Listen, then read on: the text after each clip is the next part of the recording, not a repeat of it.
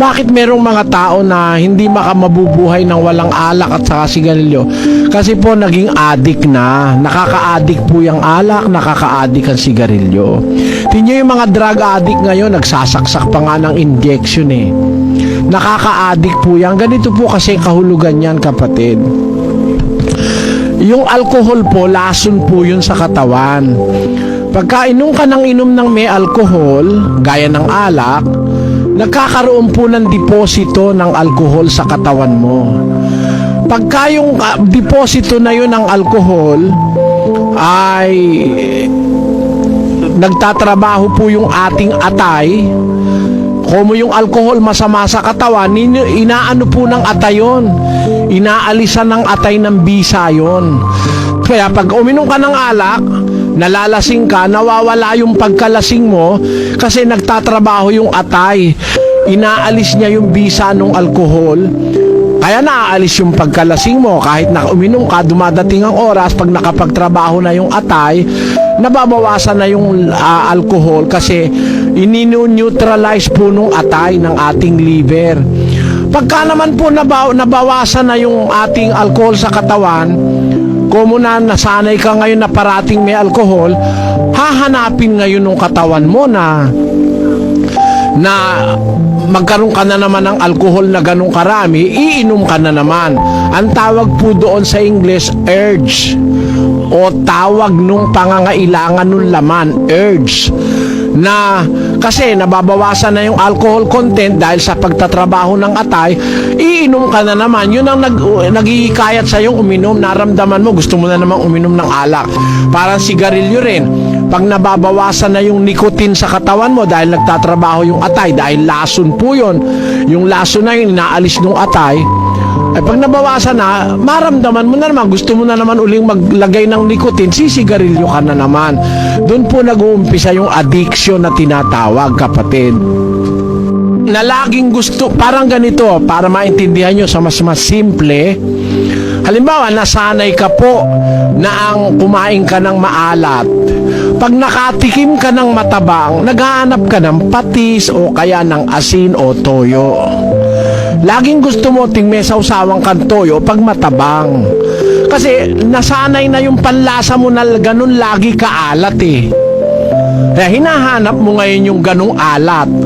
Kaya kahit asin, kahit na toyo, kahit na bagoong, kahit na patis, para lang malagay yung sa alat na gusto mo, yun ang hinahanap mo. Nakakasira naman sa bato. Ganun po yung sigarilyo at alak.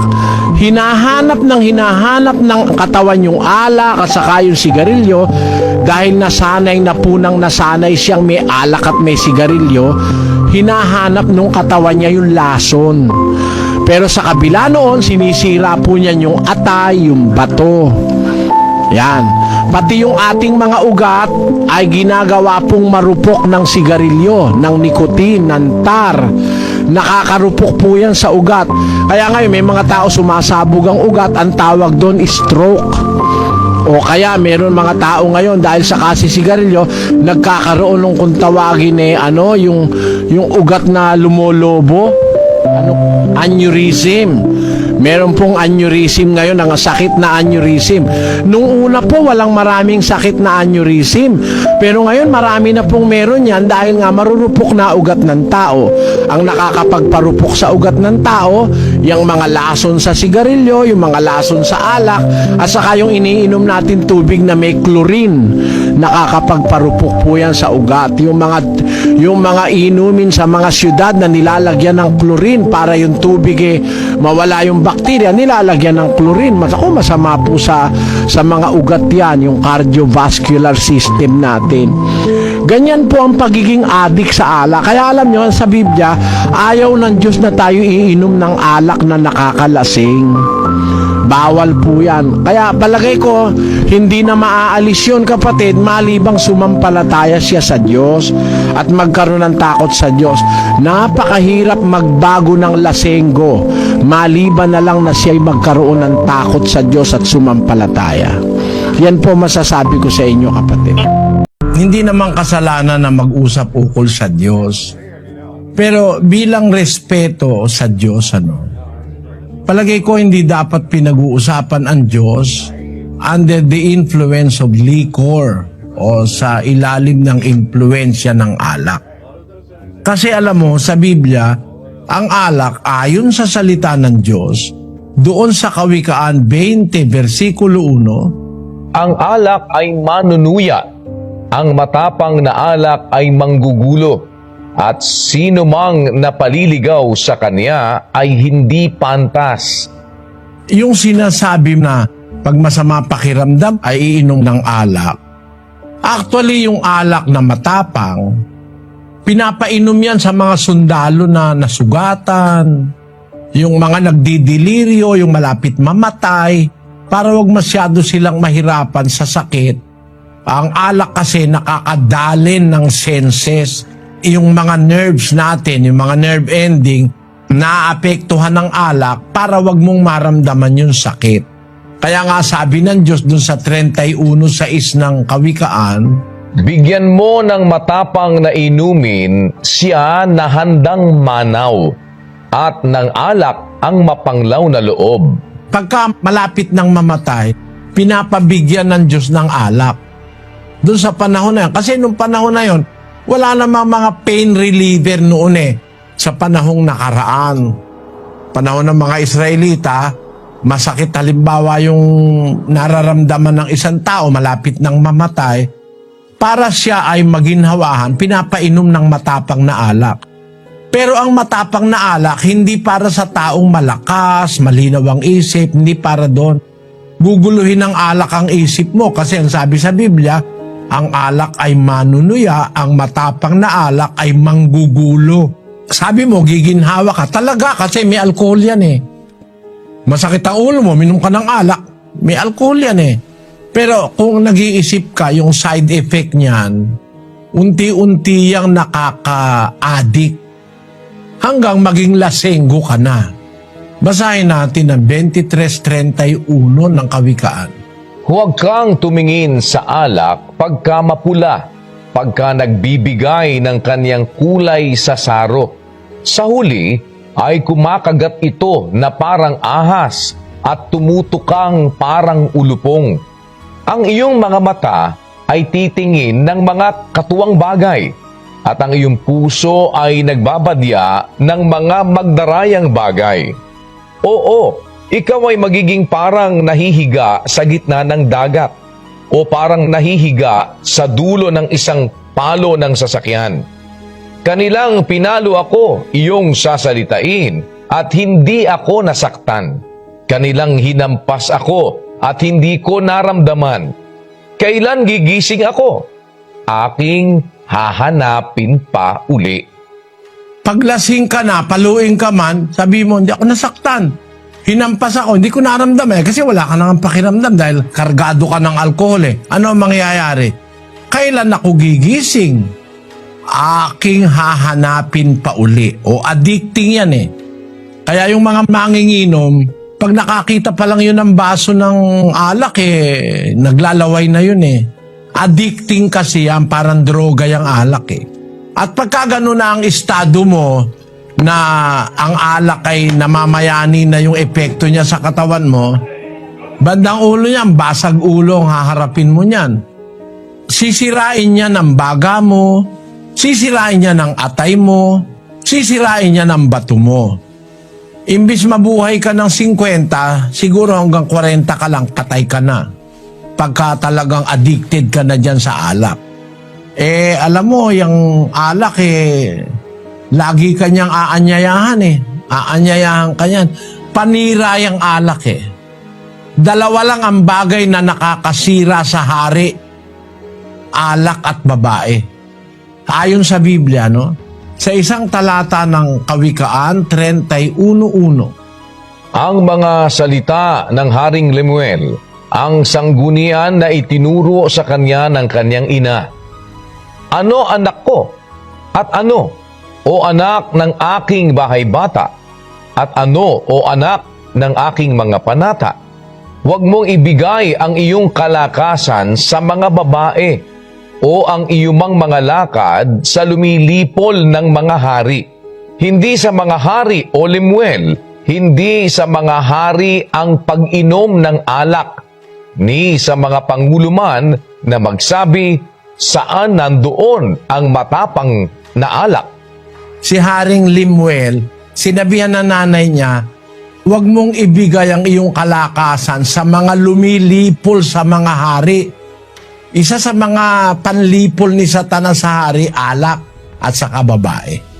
Kaya kapatid, no, ang alak, kahit sa anumong paraan suriin, nakakaramdam ka kamo ng ginhawa, okay yun. Pero yun pansamantala. Pero pagkatapos na halimbawa ng mahabang inuman, yung naginhawahan ka masakit naman ang ulo mo dahil may hangover ka Sabi nga dun sa 23 ng Kawikaan, ulitin mo nga yung kapatid na Daniel sa 23:31. Huwag kang tumingin sa alak pagka mapula, pagka nagbibigay ng kanyang kulay sa saro. Sa huli ay kumakagat ito na parang ahas at tumutukang parang ulupong. Sa huli, pagkatapos ng inuman, ay naku, masakit ang ulo mo. Kumakagat na parang ahas, tumutukang parang ulupong. Merong mga masamang epekto yan pagkatapos yung alak. At hindi nga lang yung sakit ng ulo, kundi yung baga mo, yung atay mo, yung bato, masisira yan dahil sa alak. Ang katanungan ko lang po ay bakit ipinagbawal kainin ng dugo? At bakit po masama? Kasi po kapatid, ayon sa Diyos, ang dugo ay isang bagay na sagrado. Kasi po ang Biblia nagtuturo na ang dugo ay sagrado. Basahin natin ang Levitico 17. Sapagkat ang buhay ng laman ay nasa dugo, at aking ibinigay sa inyo sa ibabaw ng dambana upang itubos sa inyong mga kaluluwa, sapagkat ang dugo'y siyang tumutubos dahil sa buhay. Kaya ang sagrado po yan Ibinigay ng Diyos yan dugo, hindi para kainin. Sabi niya, ibinigay ko sa inyo sa dambana para pantubos ng inyong mga kaluluwa. Sa Israel po, meron silang dambana o altar kung saan inilalagay nila yung dugo ng hayop, ng kambing, ng baka, ng toro. At yun kanilang inihahandog sa Diyos bilang handog para matubos ang kasalanan ng tao. Yun po naman ang larawan ng dugo ni Kristo pagdating niya sa lupa. Nung panahon niya, yung dugo niya ay natigis sa Kalbaryo. Basahin natin ang Hebreo 9:22. At ayon sa kautusan, ay halos masasabi kong lahat ng mga bagay ay nililinis ng dugo, at maliban na sa pagkabuhos ng dugo, ay walang kapatawaran. Kita nyo? Ayon sa kautusan, maliban na sa pagkabuhos ng dugo, walang kapatawaran. Kaya ang ama pumayag na ang kanyang anak ay patayin sa krus. Pakinggan nyo sa 20:28 ng Gawa. Ingatan ninyo ang inyong sarili at ang buong kawan na pinaglagyan sa inyo ng Espiritu Santo bilang mga tagapamahala upang pamahalaan ang iglesia ng Diyos na kanyang tinubos ng sarili niyang dugo. Ayan, tinubos ng sariling dugo ang iglesia ng Diyos, ang sabi po sa Biblia. Doon sa isang salin, Ingatan ninyo ang inyong sarili at ang lahat ng kabilang sa kawan, sapagkat inilagay sila ng Espiritu Santo sa inyong pag-iingat. Pangalagaan ninyo ang iglesia ng Diyos na kanyang tinubos sa pamamagitan ng kamatayan ng kanyang sariling anak. nakita nyo po, maliwanag na yung pagkabuhos ng dugo ni Kristo, yun po ay naging kaligtasan para sa loob ng iglesia ng Diyos na sinasabi sa Biblia. Kaya yan pong dugo ay isang bagay na sagrado para sa Diyos. Alam nyo kapatid, huwag naman pong magagalit ang kahit na sino. Si Adan, inilagay sa halaman na ng Eden, sabi ng Diyos sa kanya dun sa Henesis, pakibasa mo nga kapatid na Luz, yung sinabi ng Diyos sa 2:16, patuloy. At iniutos ng Panginoong Diyos sa lalaki na sinasabi, sa lahat ng punong kahoy sa halamanan ay makakakain ka na may kalayaan. Datapwat sa kahoy ng pagkakilala ng mabuti at masama ay huwag kang kakain. Sapagkat sa araw na ikaw ay kumain niyaon, ay walang pagsalang mamamatay ka. Tingnan ninyo ang sinasabi ng Biblia. Lahat ng puno, makakain mo naman isa lang yung bawal kung sumumpong ang katakawan nitong si Adan, pati ba naman yung bawal, kinain mo pa Yung ibang mga tao ganito po wag naman magagalit, Buti pa sa doktor naniniwala huwag kang kakain ng baboy, masama. Huwag kang kakain ng manok, masama. Huwag kang kakain ng hipon, masama. Bakit pag doktor ang nagbabawal, di natin tinatanong, bakit? Bakit? O, tinatanong ba natin doktor? Kasi alam natin, mas may alam yung doktor kesa sa atin. O, ikaw, kahit na, naniniwala ka sa doktor, pag sinabing bawal ang manok, hindi ka nakakain ng manok. Hindi mo naman tinanong kung bakit. Bakit naman ang Diyos ang nagbabawal, tanong pa tayo ng tanong. Hindi ba? O, kaya naman, ang Diyos naman kasi justisya, kahit na siya otoridad, pwede naman natin siya tanongin. Anong tanong? Bakit po bawal ang dugo? Ayun ang sagot ng Diyos. Ang dugo, sagrado po para sa Diyos. Igalang natin yung kasagraduhang inilagay ng Diyos sa dugo. Yung dugo pala, larawan ng pagpapatawad natin. Sa pamamagitan ng dugo, nalilinis ang ating kasalanan. Kaya kung gusto nyo kumain ng tinumis, wala tayong magagawa. Nasa sa inyo po yun. Salamat.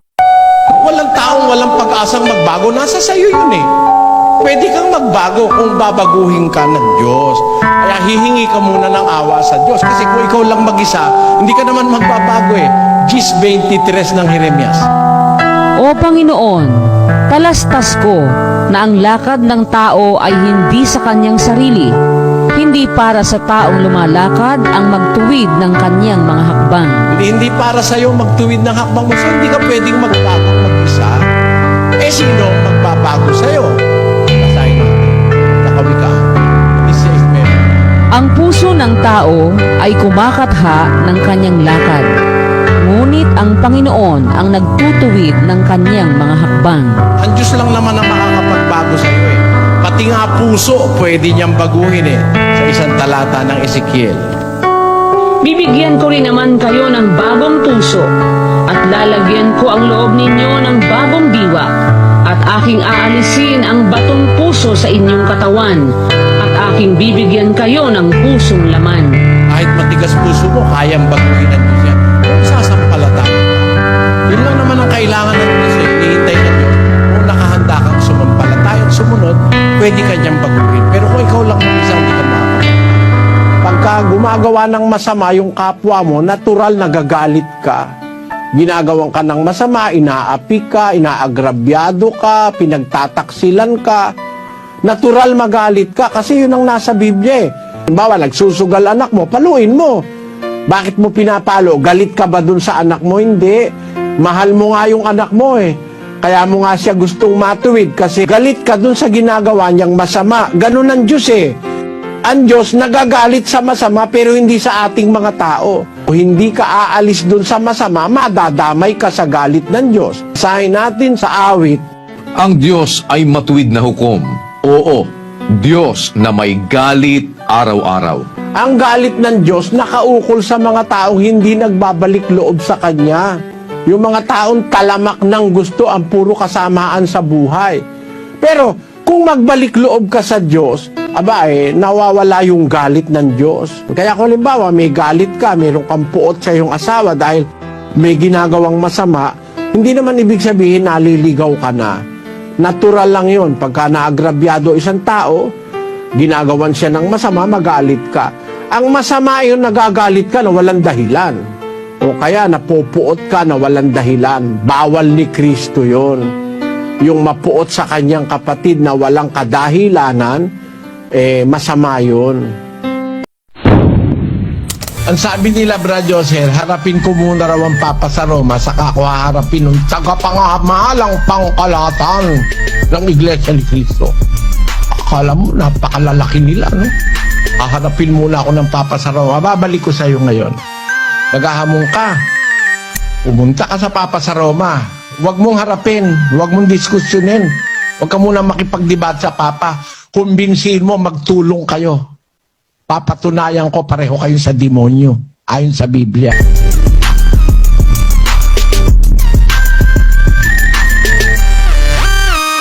Pag walang kokontra sa mali, lahat ng tao maniniwala sa mali.